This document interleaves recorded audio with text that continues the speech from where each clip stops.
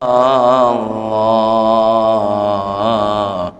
Muhammadur Rasulullah la ilaha illallah Muhammadur Rasulullah la ilaha illallah Muhammadun Rasulullah.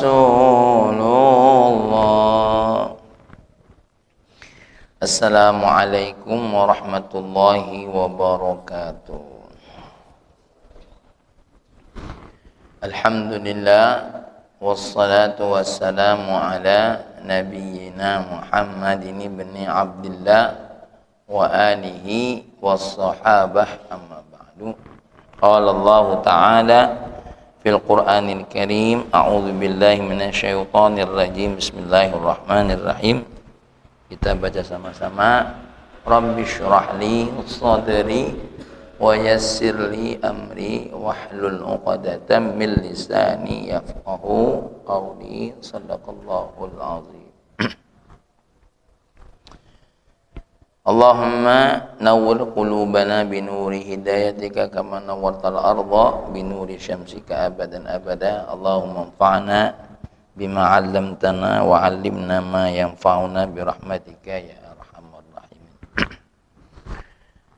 Alhamdulillah, kita kembali jumpa di hari kedua kajian hikam, dan kemarin kita membahas tentang jangan sampai ibadah kita ini mencari selain Allah, ya.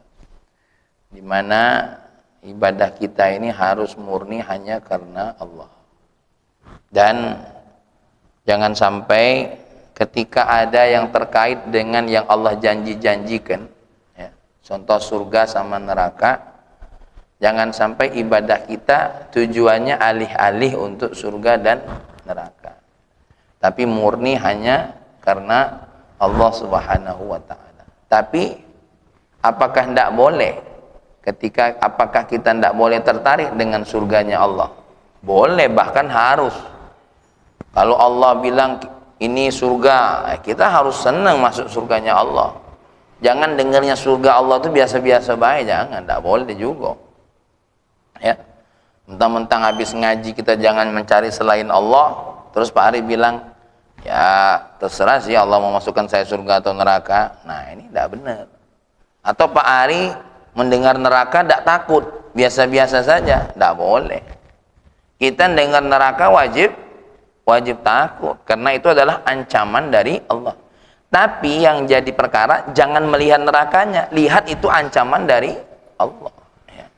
Sama seperti kita melihat surga, jangan melihat surganya, tapi melihat itu adalah pemberian Allah.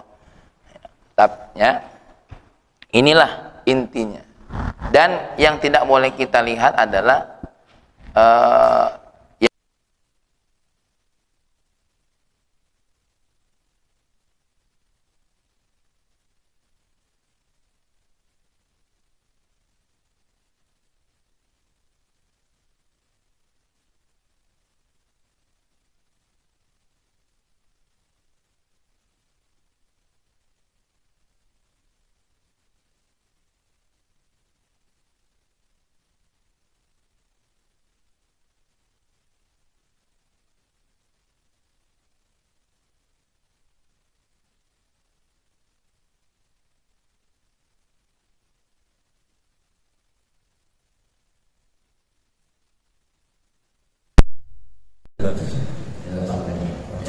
kalau seandainya kita berbicara bahwasanya amalan kita menjadi syarat untuk dapatnya surga, nah disinilah yang akan menjadi apa? Menjadi kesalahan kita. Seolah-olah kita ini mencari selain Allah. Dan kemarin kita sudah bahas, ya, kalau kita mencari selain Allah itu tandanya kita kurang rasa malu dengan Allah, ya. Karena ada 3 sebab. Satu, Allah lah yang memberi nikmat pemberi nikmat yang bersifat ada dan yang bersifat memiliki kekuatan. Allah semua yang memberi. Kita lahir, adanya anak kita, dan anak ini punya potensi. Itu bukan hasil adukannya manusia, itu hasil pemberian dari Allah. Kalau ada orang bilang, manusia kamu ini anaknya pintar yang ngaduknya pulau lamun, nah tidak mau, tidak arti urusan, ya. Karena ada yang ngaduknya sebentar, anaknya pintar, jadi apa ini apa? Iya, udah ngaduknya. Kalau bolu, yolah ngaduk. Kalau manusia ciptaan Allah tidak ada urusan nak berapa lama ngaduknya. Jadi malah dia nanya bodoh di payu, mana kau ini apa cantiknya? Sunat di mana orang? Tidak ada urusan dengan sunat atau tidak sunat. Wong kafir banyak yang tidak sunat, anak kan kafir. Ya, itu yang sunat. Cari sunat yang paling bagus, pakai laser lah. Apalagi sekarang sunat tak perasa kaki, orang mulai hebat sekarang. Aku tak tahu, mau sih sunat pakai gunting atau pakai sembilu, belum tahu. Masalah aku nggak dia pakai sembilu. Ya, ya. Jadi Allah yang mengadakan dan memberikan kekuatan. Yang kedua, ada hilangkan ibadah. Siapa yang memanggil dirimu kepada Allah? Allah. Yang mendetikkan istri kita untuk mau jadi suami istri kita itu siapa? Allah. Yang mendetikkan hati kita milih dia itu Allah. Lagi cegah oleh ayah kita. Ayah kita dia nilai ya, yang lain tak nilai, dia nilai. Apa daya dia? Nah yang detikkan itu siapa? Bahkan lagi tunjuk padan foto yang lain mungkin lebih menor, lebih montok, bahenol. Janganlah, nah inilah. Nah itu yang itu kalau tanpa kuasa Allah kita ini repot. Coba kita tengok sama yang pendek kecil, ucap apa? Mungkin itu maksud maunya mau payung, benar baik kalau kawin dengan yang model ini, dah begitu ya. Aku nanya jangan terdetik di hati gitu. Siapa yang mendetikkan di hati wanita itu kalau jodoh itu karena apa? Fisik. Ya. Ini yang kita pikir. Ya. Yang kita tanya. Aku tuh mikir ya Allah, siapa yang galak nikah dengan siapa? Untuk mama. Tapi subhanallah anaknya normal. Ya. Subhanallah. Pikir-pikir gitu, siapa yang galak? Kalau dengan Mas Eko taruhlah. Ini coba apa? Ya. Dengan Ustaz Badri ini masih galak, masih ada lah maklumnya kan. Ya, lalu coba apa tuh? Tapi masya Allah, ada baik rezekinya. Siapa lagi yang kecil sikok lagi tuh lah, berapa kali cerai itu? Daus mini, Uji Pari, wah kalah gitu. Lah berapa kali cerai? Ya, subhanallah. Ada juga yang galak. Pikir kita mak mana?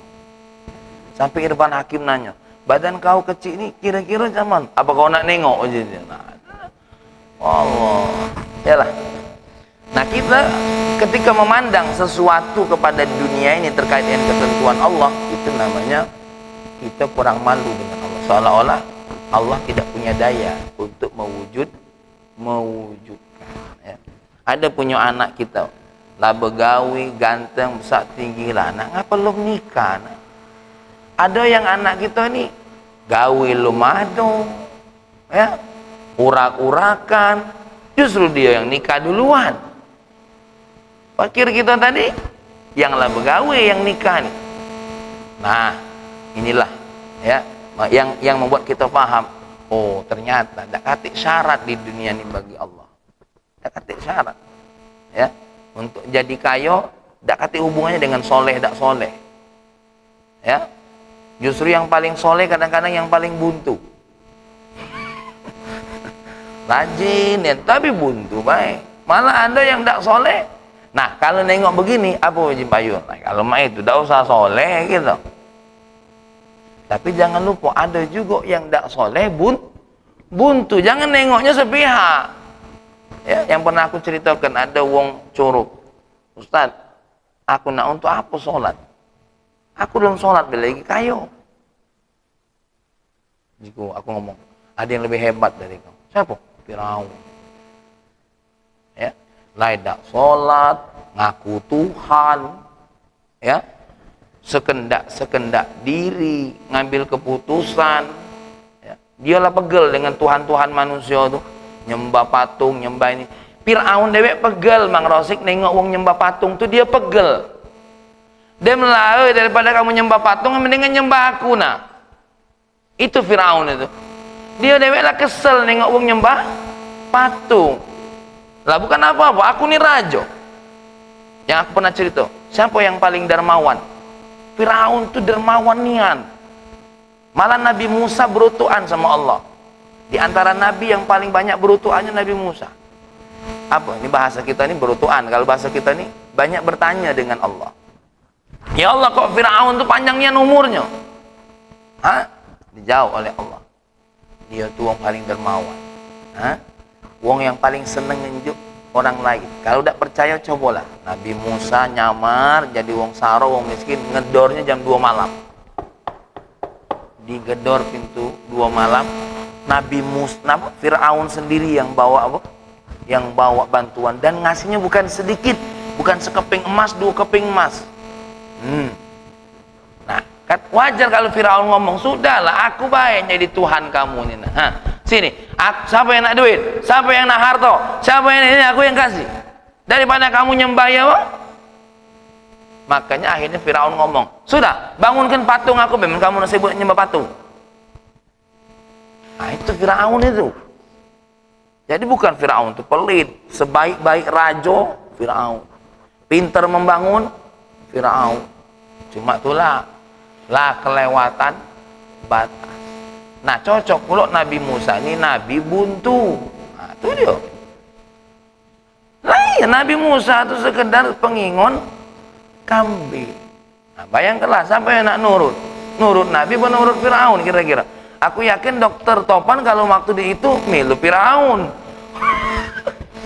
Karena manusia ini kan pakai kasat mata. Dia bilang, Musa, siapa kau dibanding Firaun? Bingung pula Nabi Musa. Iyo, ya, siapa? Tapi karena Nabi Musa melihat kebenaran itu, dibuka oleh Allah kebenaran itu, ditampakkan oleh Allah kebenaran itu, maka Nabi Musa tidak berpikir seperti Firaun dan dia dipilih oleh Allah untuk membawa umat. Jadi Mang Rosi mungkin tanya-tanya, kok baca wong milu Firaun? Ya bacalah zaman itu, kenapa tidak baca? Ya. Karena memang itulah yang berlaku. Orang pasti tertipu. Wong kita sekarang buktinya orang yang tadi itu ngomong. Nah, makanya kita jangan sampai menjadikan syarat sesuatu untuk mendapatkan sesuatu. Ketika kita mensyaratkan sholat, mensyaratkan sesuatu untuk dapat surga, maka di situ kita seolah-olah beribadah mencari selain Allah Subhanahu wa ta'ala. Wa talabuka min ghairihi liwujudi bu'dika anhu. Ya. Ini yang berikutnya. Ketika engkau punya hajat, lalu engkau mencari selain Allah, itu tanda engkau jauh dari Allah. Ya. Jadi ketika kita mencari selain Allah, di saat kita punya hajat, di saat kita punya keperluan, itu tanda kita jauh dari Allah. Sebagaimana Dr. Muhammad Said Ramadan Buti berkata, ya, qad takunu laka hajatun aw raghabatun tatlubuha. Kamu bisa jadi punya keperluan dan keinginan-keinginan yang kamu minta. Wal mafrudu fi hadhil alah an tatlubaha minal wahidil ladzi la yamliku an yuhaqqiqaha laka ghairuhu. Maka dalam kondisi penuh dengan keperluan, penuh dengan keinginan untuk mendapatkan sesuatu, maka kita jangan mencari selain Allah. Carilah Allah yang bisa mewujudkan segala sesuatu. Ya. Ketika engkau mencari selain Allah, ada 2 kemungkinan. Jadi kalau seandainya Pak Yul punya keinginan mencarinya selain Allah, ada 2 kemungkinan. Pertama apa? karena kebodohannya, tidak tahunya dengan Allah, atau yang kedua karena dia lupa dengan Allah. Nah, ciri wong jauh dari Allah itu dua. Tidak kenal Allah, lupa dengan ya, lupa dengan Allah.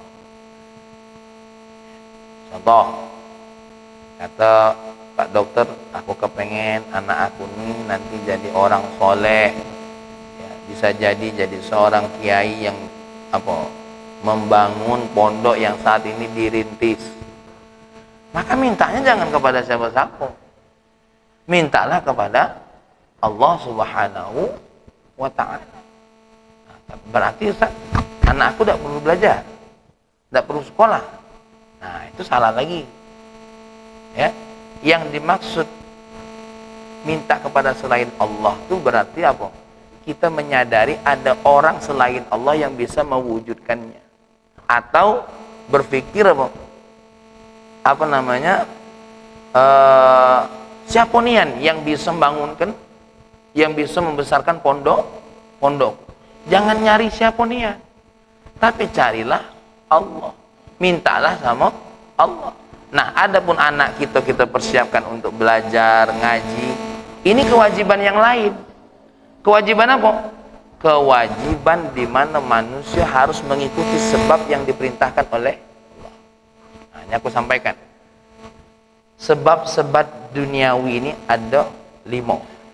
Ada yang wajib, ada yang sunnah, ada yang haram, ada yang makruh, ada yang mubah. Salat sebab yang wajib. Puasa Ramadan sebab yang wajib. Sebab-sebab untuk dekat dengan Allah, sebab yang wajib. Ya. Salat duha sebab yang sunnah. Salat tahajud sebab yang sunnah. Ya. Sebab yang haram. Apa sebab yang haram? Macam-macam. Wahai, kalau kita menyembah pohon itu, ngenjuk sajen dengan pohon itu, maka insya Allah hajat kita insya Allah mulu. Ya, habis dapat, alhamdulillah berkat nyembah pohon ini, yang dipuji Allah. Ya. Tapi kira-kira menurut Pak Ari, pelajarannya apa? Kalau ada orang yang nyembah selain Allah tapi tetap dikabul. Hah? Pelajaran bagi orang yang beriman apa? Oh ya Allah, maha kasih sayang ya Allah. Walaupun minta kepada nyebut nama selain Allah, tapi Allah tetap kasih. Pelajaran yang kedua, ya Allah, na'udzubillah, kalau wong ini, ya, kalau orang ini tetap kepada kesesatannya, sehingga apa? Dia akan mendapatkan nilai istidraj. Apa nilai istidraj? Dia semakin yakin pohon inilah yang memberikan segala sesuatu. Itu minimal 2 pelajaran itu. Kalau ada orang yang meminta kepada selain Allah, kemudian dikasih oleh Allah, yang kita lihat apa? Maha kasih sayang Allah. Allah masih kasih sama dia, walaupun minta kepada selain Allah. Yang kedua, ini jadi pelajaran buat kita. Na'udzubillah, kalau ini orang ya, tetap berada kepada kesesatannya, tertipu dengan apa yang dia dapat, maka kita cari Allah. Nah, untuk ciri-ciri mencari Allah apa? Mencari sebab-sebab yang memang diizinkan oleh Allah. Baik itu apa? Hal yang wajib, hal yang sunnah, atau yang mubah. Contoh, apa contohnya yang mubah? Kita mencari sebab yang diizinkan oleh Allah. Aku nih, ya, ingin mudah-mudahan Allah nganjuk rezeki. Bagaimana caranya? Jualan. Aku nih butuh modal. Ya Allah, aku nih butuh modal ya Allah. Ya, tolong berikan aku bantuan. Tiba-tiba lagi tidur, termimpi wajah Mang Rosi. Oh, suruh ngutang. Ya, maka ngutang tadi itu adalah salah satu bentuk pertolongan Allah yang mubah. Ngutang itu tidak wajib. Ngutang itu tidak wajib. Tapi Itu adalah bentuk-bentuk sebab yang dimubahkan oleh Allah. Makanya kita ini tidak salah punya hajat misalkan gitu. Ya, punya acara, punya acara maulid. Kita ngajak orang lain untuk ikut andil, itu tidak masalah. Itu tidak masalah. Kalau ini lain bab lagi. Bahkan bisa jadi kita mengajak orang itu dengan wajib. Contoh, ayo inilah separak lagi malam lebaran, kamu yang belum zakat, nariknya tuh dokter bisa jadi wajib. Khudh min amwalihim shadaqah. Cuma karena kita ini bukan sultan, bukan hakim, tentu tidak bisa dengan nilai eksekusi, tidak bisa dengan paksa, tidak bisa. Hanya memberikan himbauan, ingatan. Nah, kalau seperti Sayyidina Abu Bakar, karena seorang hakim, seorang Amirul Mukminin, seorang khalifah, siapa yang nolak bayar zakat, ku penggal lehernya, karena ini perintah wajib. Nah, mestinya pemerintah kita ini ya bukan menghimbau kalau urusan zakat ini, tapi mestinya adalah menarik dengan paksa kalau urusan zakat. Ini malah lagi masalah lagi ini ngomong ya. Yang tidak diwajibkan malah dipaksa. Mestinya yang dipaksa itu urusan apa? Urusan zakat. Makanya ada senangnya waktu kami ke Malaysia tuh, contoh Bang Rosik punya perusahaan. Dari perusahaan ini ada uang zakat yang diberikan ke rakyat, ya, dalam bentuk tahunan. Maka nilai pajaknya dikurang karena sudah bayar zakat. Itu di Malaysia. Maaf ya lagi nyinggung dikit ini, ya. Kenapa? Di Malaysia dipadukan antara pajak sama zakat. Jadi kalau Bang Rosik kan mikirnya gini, wah daripada aku ngabis ini pikirnya dibayar zakat, tapi ditengoki. Kan ada lembaga-lembaga khusus yang berhak menerima itu. Kayak yatim piatu yang memang sudah diberikan izin oleh siapa? Oleh pemerintah. Maka nilai jumlah tadi Dr. Topan, nilai jumlah zakat yang dia keluarkan dihitung seolah-olah sudah bayar pajak. Ya. Dan ini saya dengar dari omongan orang Malaysia langsung, karena kami main ke waktu itu pimpinan pondok main ke tempat lembaga yang di situ banyak ngurusin anak yatim piatu. Kami nanya di situ, bagaimana meriahnya di sini orang yang bantu panti asuhan? Meriah, kiai gitu. Kenapa meriah? Karena ada motivasi dari pemerintah, duduk kat sini katanya. Apa motivasinya? Semua perusahaan yang sudah mengeluarkan bantuan dalam bentuk sedekah zakat kepada lembaga-lembaga yang resmi secara pemerintah, nanti nilai pajaknya dikurangi seolah-olah dia sudah mengeluarkan pajak. Nah, itu begitu motivasinya. Nah, nilai-nilai paksa seperti ini mestinya berlaku di mana? Di negeri kita, ya. Karena kan pajak itu kan bukan cuma untuk bangunan baik, tapi untuk apa? Untuk sosial. Nah, yang untuk sosial ini kalau tidak melalui lembaga yang ini, kadang-kadang tidak kena, ya. Nah, balik kepada poin kita ini tadi, ketika kita ada hajat, maka yang terdetik lebih dahulu itu adalah Allah. Mintalah ide kepada Allah Subhanahu wa ta'ala. Ya Allah, aku kepengen berangkat umroh, ya, maka berikanlah, ini laju iklannya tanggal 16 Maret kalau yang galak, ya. Ya Allah, aku ingin berangkat umroh, berikan aku jalan, ya, petunjuk supaya bisa berangkat umroh, ya. Doa minta kepada Allah, ya, sambil berpikir, nanti Allah kasihkan ide asbab-asbab, ya, ide asbab-asbabnya, pola-polanya dibantu oleh Allah, ya. Sama seperti guru kami, ya, bukan guru kami langsung, tapi beliau adalah orang tua dari seorang guru yang kami pernah belajar kepada dirinya, yaitu ayah daripada Habib Salim bin Abdullah bin Umar Syatiri, namanya Al-Habib Abdullah bin Umar Asy-Syatiri. Ini yang disebut dengan masyayikhi ulama dunia, guru-gurunya ulama dunia. Jadi ketika beliau belajar di Mekah 4 tahun dokter, dia berdoa habis itu. Dia berdoa kepada Allah, ya Allah, tolong sebarkanlah ilmuku ke seluruh dunia. Habis doa dia mikir, mak mana caranya. Tapi yang dia lakukan apa? Doa dulu baru mikir bagaimana caranya. Apa yang dia lakukan? Menurut Mas Eko apa? Apa dia keliling dunia? Tidak. Ternyata dia membangun rubat pesantren. Ini rubat pertama di Tarim. Ya. Orang berdatangan dari Malaysia, dari Indonesia, dari Tanzania, Afrika, dari Amerika belajar di rubat ini. Karena dari sinilah ya akhirnya menyebarlah Islam ada di Indonesia. Bermulai dari mana? Bermulai dari orang-orang Tarim belajar di sini, dan ada orang-orang Tarim tadi dikirim ke India, dikirim kemana? Mereka terdetik sehingga apa? Mereka kenal dulu Kiai belajar di mana, Habib belajar di mana, belajar di rubat, belajar di rubat. Maka mulai sampai saat ini ya, yang dulu orang tidak kenal sekarang kenal dengan pesantren. Karena doanya apa?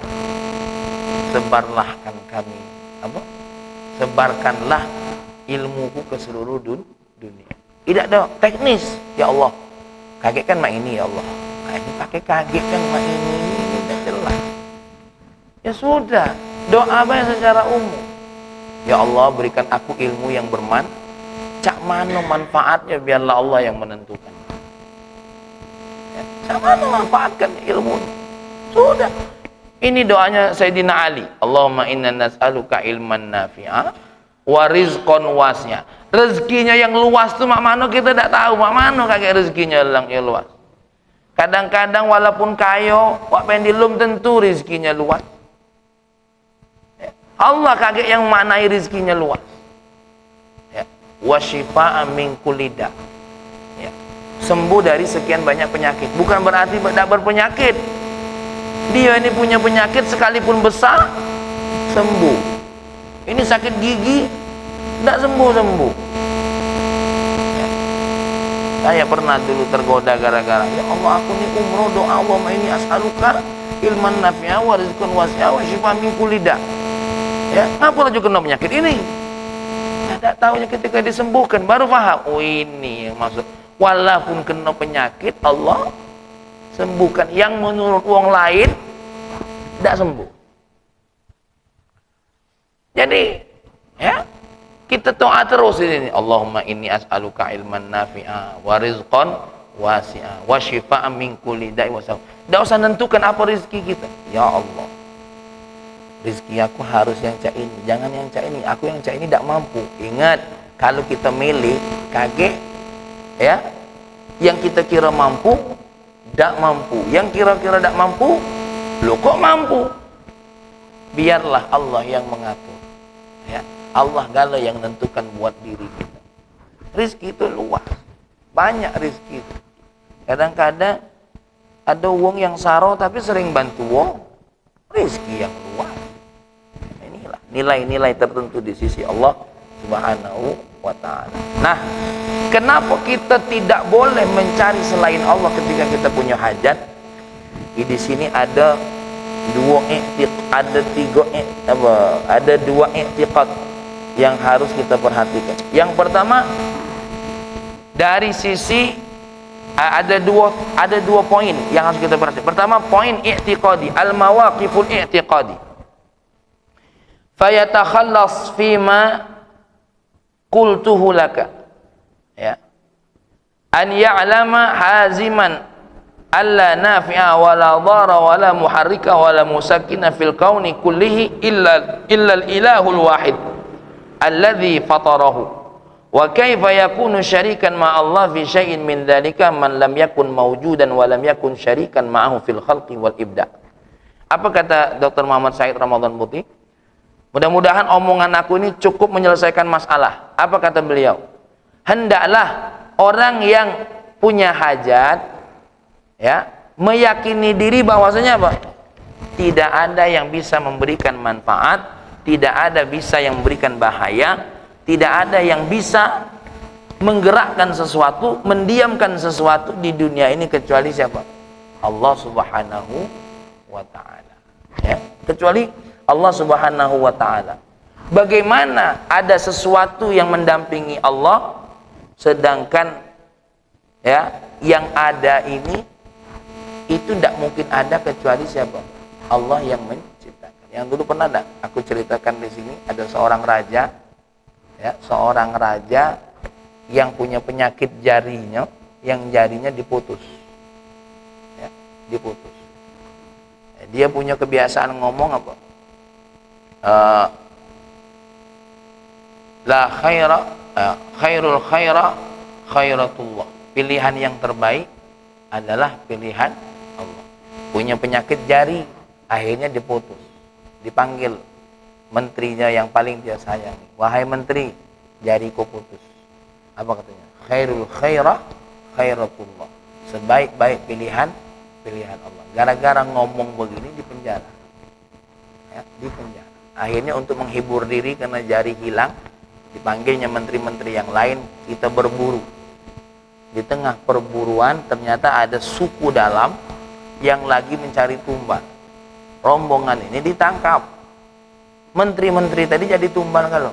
Kenapa? Datik cacat. Raja ini dibalikkan karena ada cacat. Balik dia, ya, dengan bahagia dipanggilnya menteri tadi. Terima kasih, kata dia. Benar omonganmu. Khairul khairah khairatullah. Kenapa raja? Kenapa? Kok kau sampai sebahagia ini sampai harus membedakan aku? Bukankah aku berkata seperti yang kau katakan? Lalu kau hukum? Iya, saya minta maaf. Kenapa? Kami kemarin waktu kau masuk penjara, besoknya kami berburu. Menteri yang aku ajak mati kan loh. Ya, karena dijadikan tumbal. Akhirnya Pak Menteri tadi bersyukur, ya Allah, aku tadinya menghujat Allah. Kenapa akulah jadi menteri baik malah masuk penjara? Ngomong khairul khairah khairatullah. Kalau mah ini aku bersyukur. Kenapa? Mendah di penjara, diajak kau berburu, mati pula. Apa kata rajanya? Aku juga bersyukur. Penyakit tadi menyelamatkan aku. Kalau tidak jari ini putus, jadi kadang-kadang jari putus menyelamatkan seseorang dari apa? Dari bala yang lebih besar. Nah, waktu itu belum terjadi, kita tidak tahu kan hikmah jari putus, hikmah masuk penjara, hikmah kena penyakit, hikmah kena musibah, hikmah cucung meninggal. Tidak tahu. Tidak tahu. Tapi setelah terjadi, oh ini, ya, sama seperti ibu aku. Dulu ada sawah di mana? Di Satan dulu. Masuklah beras, ya tidak masuk beras. Baru nyampe apa Jaya, bagi kelah. Bagi ke anakku ibu, namanya ibu kan, beruntung. Baru kok nyampe, lo ngecip, dibagi ke bulog. Ya, nah dibagi. Nah ini dibungkus lah sambil nyerepet tadi. Nah, besok datang beras lebih banyak. Apa ibu? Karena kalau kita berbagi, kemarin berutuh. Ya, waktu itu apa? Ujaya kita bagi kelas, sisakan dulu mana yang perlu kita bagi kelas. Mulai, ibu tadi belum kalau nyicip, nanti bagi ke ayang orang sudah. Kita ngawani kan. Nah, besok datang beras lebih banyak. Apa jibu kita? Makanya nak, kalau kita galak berbagi, Allah nunjuk yang lebih banyak. Dalam hati aku kemarin mulut merocet. Ya, masya Allah. Ya, jadi ini apa namanya? Memang kita tidak bisa mencari selain Allah, itu tidak bisa. Ya. Di dalam kitab Al-Jawahirul Lu'lu'iyah, ya, ada dua orang buta duduk di depan rumah seorang wanita, saya lupa namanya, itu di dalam kitab Jawahirul Lu'lu'iyah, ya. Yang satu ini berdoa kepada Allah, ya Allah, aku minta rezeki yang terbaik kepadamu. Yang buta siko ini mujamalah terus sama yang punya tuan rumah. Akhirnya, ya, apa namanya, si tuan rumah ngenjuk makanan yang beda dari yang lain, ya, ngenjuk sama yang apa, mujamalah sama yang tuan rumah ini dikasih makanan roti Dikasih makanan ayam, roti salah, roti, tapi di dalamnya itu dibungkusnya apa? Hal-hal yang dia tidak terduga, ada emas, ada apa-apa masuk situ, dikasih roti. Yang satu ini dikasih roti sama ayam-ayam be, ya, dikasih roti sama ayam-ayam be, sudah, ya. Akhirnya apa? Si siapa namanya? Si yang butuh mujamalah ini dapat roti yang isinya ada duit, tapi menarik juga hadiahnya, tapi tidak beda. Dia nengok itu kok lebih banyak gitu. Nah, ada ayam, ada ini. Nah, dia ini boncukusnya si kok. Terus kata si buta ini, kamu mau tidak makanan saya? Kena apa isinya? 1, 2, 3. Oh ya, tidak apa-apa. Kita tukaran aja. Akhirnya tukaran. Dia dapat roti ayam banyak, segala macam, ayamnya banyak, segala macam. Pas yang ini, apa? Pas dibuka, bukan cuma roti sama ayam, tapi ada bungkahan emas. Si pemilik rumah nengok, kan sama-sama butuh, ya. Ternyata seseorang yang minta kepada Allah Subhanahu Wa Taala ada caranya sendiri. Allah akan memberikan yang terbanyak buat diri. Ya. Walaupun aku berupaya nak ngenjuk si siapa, si yang lebih kecil ini. Nah ini ada cerita lagi. Ini aku ceritakan dulu. Dalam kitab Al-Jawahirul Lu'lu'iyah ada wong tukang hasud.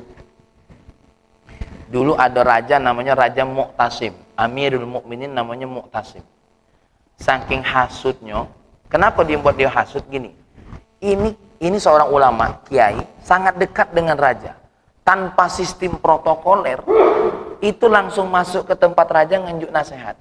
Sedangkan aku menteri kelas tinggi, harus lewat protokoler dulu, laporan dulu.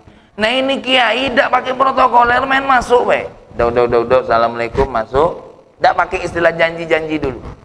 Menteri ini ngomong, wah kalau mah ini nanti bisa dia yang lebih dekat dengan raja daripada apa? Saya. Akhirnya dia datang ke raja. Raja, saya mau ngasih tahu, hati-hati dengan kiai itu, syekh itu, muallim itu, hati-hati. Dia itu seringkali menjelekkan bau mulutmu. Kok bisa? Nah, makanya saya kasih tahu. Saya ini kan dari bawah. Wah, ini kan wong hasud tuh bukan main. Omongannya tuh meyakinkan nian wong hasud. Ya. Lihat nanti. Kalau dia ngomong, pasti dia tutup mulut. Kenapa? Karena dia tidak tahan dengan mulut baumu. Bahasa Arab mulut bau itu abkhor. Apa bahasa Arabnya mulut bau tadi? Abkhor. Jadi kalau Pak Yul bisik-bisik dengan Pak Ari, kau ini abkhor, bau mulut. Ya, itu bahasa Arabnya bau mulut tadi apa? Abkhor. Apa iya? Selama ini biasa-biasa baik kan? Nah, tidak percaya, cobalah. Nah, menteri ini tadi ngundang kiai tadi makan ke rumahnya sebelum ketemu raja. Mampir dulu, kiai. Mau kaget dulu, raja lagi ada acara sini, kemana? Di masalah makanan yang punya bau. Salah satu bau itu masakan yang banyak mengandung bawang putihnya. Kalau kita ini dimasailah sambal pete, lalap jengkol, pokoknya dimasai kalau. Nah, ketika sudah dimasai, sudah silakan kalau mau ketemu raja. Ya. Nah, yang namanya wong beradab, karena ngomong supaya mulutnya tidak bau kecium raja tadi, bagaimana caranya?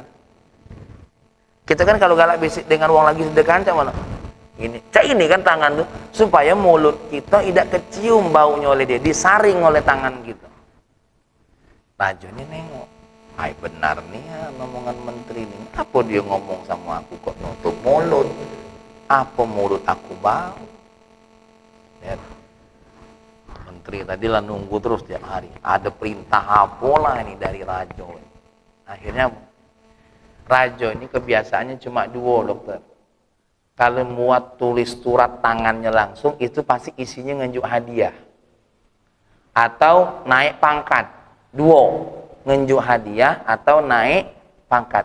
Itu ciri-ciri tulis tangan raja langsung. Kalau ngasih perintah yang lain, raja tidak pernah nulis tangan. Pasti apa? Manggil komandannya, manggil aponya untuk melaksanakan perintah.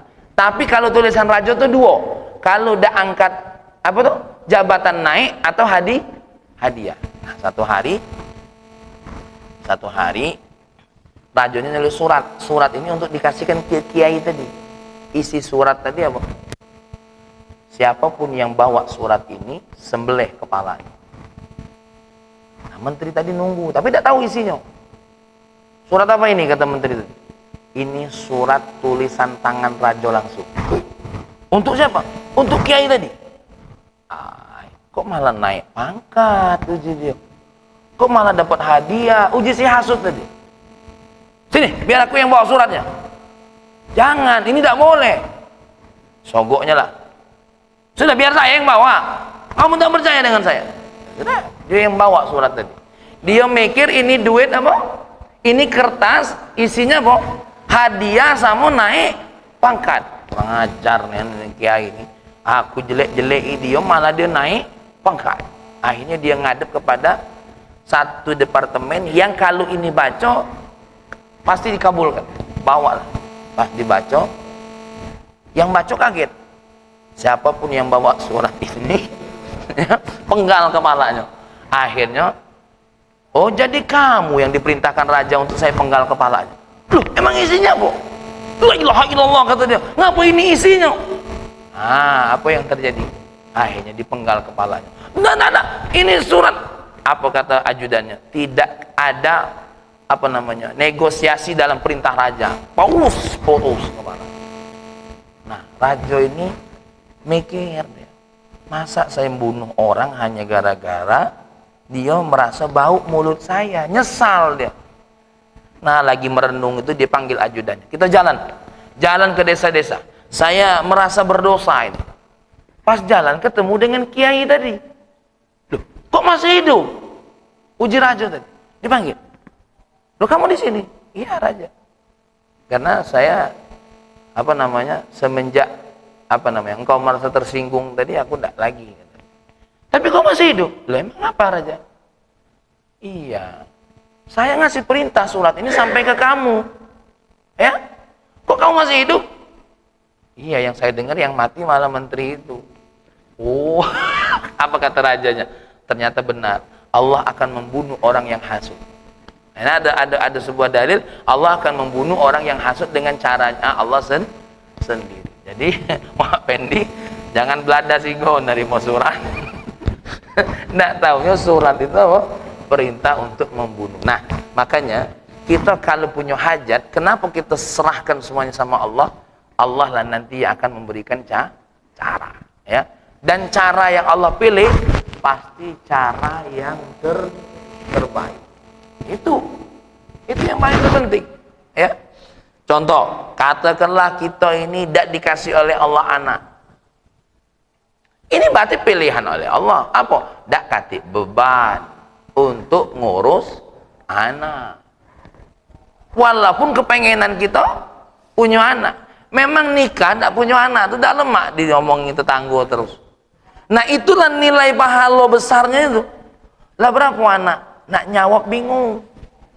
Belum punya anak. Kadang-kadang tetangga ini nanyanya panjang bulu. Memanglah berapa tahun nikah? Ya, mestinya kamu jawab. Kamu nanya.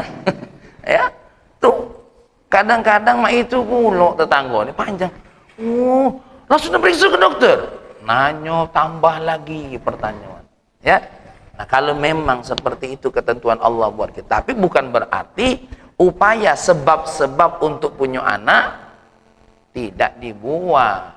Pilih mana sebab wajib. Sebab wajib satu, bertaubat. Aku istighfar kepada Allah. Mungkin ada dosa yang menjadi sebab tidak punya anak. Astagfirullahaladzim, ya Allah. Tapi ini untuk yang punya badan. Jangan tetangga ngomong, taubatlah kau nih. Jangan-jangan kau nih tidak punya anak gara-gara banyak dosa kau. Ini tidak boleh. Kecuali kalau dia datang dengan kiai, dengan ustaz, kiai tolong tengok saya ini selain hal yang zahir, hal gaib apa yang membuat saya ini tidak punya anak. Terlain lagi kajian. Ini tiba-tiba Pak Ari datang ke tetangga, yo kau ini banyak dosa, kau ini tidak punya anak, kau ini tobatlah kau. Lah tidak boleh lah cak ini. Urusan dia nak taubat nak idak itu urusan siapa? Urusan dia pribadi. Tapi kalau kita ngajak taubat dengan tanpa harus ada iming-iming tidak punya anak, benar. Karena kita nih yang lah sholat be diminta taubat terus sama Allah. bertaubat atas sholat kita yang mungkin kurang khusyuk. Nah, inilah kajian kita ya, yang terakhir poin dari 4 poin itu, bahwasanya kita jangan sampai ketika punya hajat yang terdetik lebih dahulu apa? Selain Allah. Tapi mintalah kepada Allah agar hidup kita ini selamat. Karena dari sisi i'tiqad tidak ada yang menciptakan segala sesuatu kecuali Allah. Dari sisi as-suluk, dari sisi suluk sebagai apa? Sebagai penutup, fayatakhallas fi suratil insijam wal mu'amah ma'an nizam alladhi sayyarahu Allahu ya kaunahu hadha alaih a'ni nizam as-sababiyyah alladhi uqimat alaqatul asya' ba'dihha ma'a ba'din ala asasiyah. Maksudnya begini, sebab yang kita lakukan itu yang menciptakannya siapa? Allah juga. Artinya kita tidak bisa lepas dari Allah. Satu, dari sisi i'tiqad Allah yang mewujudkan segala sesuatu. Dari sisi suluk, contoh kalau sakit, sebab yang dibuat oleh Allah apa? Berobat. Allah ciptakan dokter yang bisa ngobati. Nah, dokter yang ngobati, obat yang diracik oleh dokter ahli obat, ahli farmasi, ini yang menciptakan siapa? Allah. Obat yang diracik dewek ciptaan siapa? Allah. Nah, jadi kita mau tidak bisa lepas dari Allah. Obat yang diminum walaupun punya khasiat, nyembuhkannya juga karena izin Allah Subhanahu wa ta'ala. Nah, inilah ya yang jelas nasihat yang ke-21 ini adalah ilmu raso dalam sikap kita menghadapi apapun. Berdoalah kepada Allah, jangan mengandalkan doa itu. Ya, karena apa? Allah mengabulkan bisa jadi tanpa doa. Tapi berdoalah sebagai rasa hamba kita kepada Allah, dan berdoa ini adalah perintah dari Allah Subhanahu wa ta'ala. Yang kedua, bahwasanya apa? Kita jangan sampai menghibai Allah. Apa menghibai Allah? Kita merasa dalam rangka apa? Supaya Allah dekat dengan kita, ya. Kita seolah-olah harus beribadah. Tidak, yang benar itu kitalah yang harus dekat dengan Allah. Karena Allah tidak kemana-mana, ya. Yang kemana-mana nih kita, ya. Yang kemana-mana nih kita. Lagi sholat be kemana-mana. Tapi walaupun itu, Pak Yul ketika ditanya, Ustadz, sholat kemana-mana itu cak mana hukumnya? Jawabannya cuma sih kok. Sholat yang otaknya kemana-mana jauh lebih baik daripada kemana-mana tidak sholat. Itu yang paling penting. Nah, ulangi lagi. Kalau ada wong nanya dengan Wak Pendi, mak mana hukumnya sholat yang otaknya kemana-mana? Jawabannya cuma sikok. Ya, sholat yang otaknya kemana-mana jauh lebih baik daripada kemana-mana sholat. Ya, ya dibalik. Dia sibuk ngukumi kita sholat yang otaknya tidak khusyuk. Sedangkan dia kemana-mana, tidak sholat. Kau yang lebih tidak baik. Aduh baik. Apa kau nak ngecek sholat khusyuk apa tidak? Itu urusan dia dengan Allah, ya. Nah, berikutnya adalah kita segala sesuatu ketika kita mencari selain Allah, berarti kita apa? Menghinakan diri sebetulnya. Rasa tidak malu dengan Allah. Maka segala sesuatu hal yang kita buat jangan menjadi sebab untuk mencari selain Allah. Salat kita walaupun ada janji surga, jangan surganya yang dikejar, tapi yang dicari adalah Allah. Tapi bukan berarti kita tidak rindu dengan surga. Kita rindu dengan surga alasannya karena itu adalah pemberian dari Allah, ya. Maka ketika kita senang dengan pemberian, walaupun seandainya berharga atau tidak berharga, kalau kita senang dengan yang memberi, disitulah letak utamanya, ya, letak utamanya. Bahaya, contoh, aku dapat hadiah dari Mang Rosik pisang sale. Kalau wong cinta dengan Mang Rosik, nak hadiahnya apa baik tidak masalah. Yang penting yang nunjuk hadiah ini. Oh ya Allah, ternyata dia masih mikiri aku. Cuma pisang sale be. Loh, yang jadi masalah bukan pisang salenya, terpikir nak ngenjuk hadiah. Kau dapat hadiah tak? Tidak, tanda kau tak diingat. Aku walaupun pisang sale dapat hadiah, ya. Seperti aku dapat hadiah dari Dr. Topan Peci, aku dapat. Yang kamu tak dapat, ya. Entahlah dewe. Yang kita hargai itu apa? Ternyata kita yang dapat hadiah ini terpikir oleh yang ngenjuk hadiah. Nah, ketika Allah ngenjuk kita, walaupun mohon maaf, satu keluarga kecil, anak-anak yang sedikit, ketika Allah memberi kita, kita senang kenapa? Oh ya Allah, Allah terpikir untuk memberi kita. Itu. Ada ingatan di sisi Allah. Maka kita ini ketika sholat jangan tengok surganya, ingat Allah yang memberi surga itu. Kenapa? Allah lah yang lebih berharga daripada surga. Dengan syarat kita ibadah itu bukan dapat surganya, tapi senang dengan surga ini karena itu pemberian siapa? Allah. Dan yang terakhir, apapun yang kita kepengenkan, yang harus terdetik di hati kita, Allah, Allah. Adapun kita nanti ketemu dengan kawan, tetangga yang bantu kita, itu hanyalah sababiyah. Yang sabab itu tanpa izin Allah tidak bernilai apa-apa. Demikian, mudah-mudahan rasa ini semakin mantap dalam diri kita. Yang intinya kalimat ini apa? La ilaha illallah. Nah, itulah kalimatnya. Demikian, mudah-mudahan semuanya mendapatkan ilmu dengan caranya masing-masing, walaupun melalui lidah saya yang kadang-kadang mohon maaf dalam menyusun kata-kata agak muter-muter, tapi insya Allah kalau Allah nak ngasih ilmu, nanti Allah kasih ilmu dengan caranya masing-masing. Allahumma salli wa sallim ala Sayyidina Muhammad wa ala ali Sayyidina Muhammad. Ya Allah, Engkau telah sangat memahami diri kami. Tinggal kami minta agar Engkau fahami bahwasanya ya kami diberikan kefahaman untuk memahami kehendak-Mu ya Allah. Ya Allah, ya Rahman, ya Karim, maampunkan kami karena kadang-kadang lebih faham dengan kehendak kami, tidak faham dengan kehendak-Mu ya Allah. Jadikan kami faham dengan kehendak-Mu agar kami mengalahkan untuk memahami kehendak kami ya Allah. Ya Rahman, ya Karim, kami minta kepadamu ya Allah, jangan palingkan kami dari beribadah kepadamu walaupun kami sedang melakukan ibadah yang Engkau perintahkan ya Allah. Ya Rahman, ya Karim, tanamkan dalam diri kami rasa kehambaan yang lebih besar dibandingkan dengan rasa orang-orang yang merasa sudah mendapatkan segala sesuatu, padahal rasa itu, rasa kehambaan jauh lebih baik daripada rasa apapun ya Rahman, ya Karim. Rabbana atina fid dunya hasanah fil akhirati hasanah qina adzabannar. Alhamdulillahirabbil alamin. Wallahu alam. Assalamualaikum warahmatullahi wabarakatuh.